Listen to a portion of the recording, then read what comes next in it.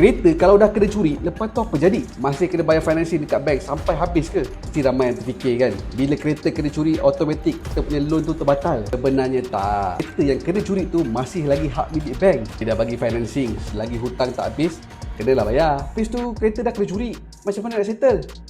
Jom kita breakdown. Contoh kereta yang paling banyak kena curi adalah Hilux GR Sport, harga RM150,000. Deposit kalau RM15,000, baki loan ada RM135,000 lagi. Bila kena curi, insurans cover ikut market value semasa. Mungkin time tu kereta ni dah harga RM120,000. Masih berbaki RM15,000 yang kita kena top up untuk sambung bayar. Walaupun kereta dah gaib, sakitnya dah jadi dua. Satu, kereta hilang. Yang kedua, hutang kena bayar lagi. Dokumen penting, barang-barang berharga pun lesap juga.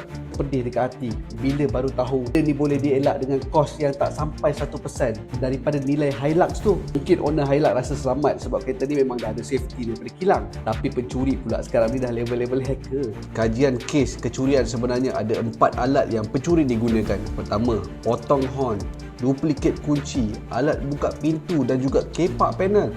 Last sekali, pakai signal jammer. Kalau masih lagi pakai security standard daripada kilang, memang easy target. Sekarang ni dah ada entiti yang satu langkah ke depan. Nama dia EasyTrack.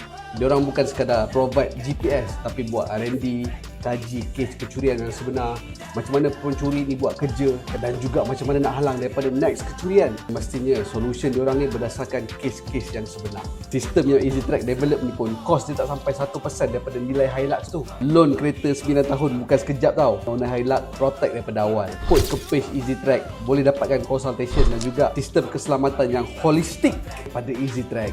Jemput ke EasyTrack HQ, diorang ada solution.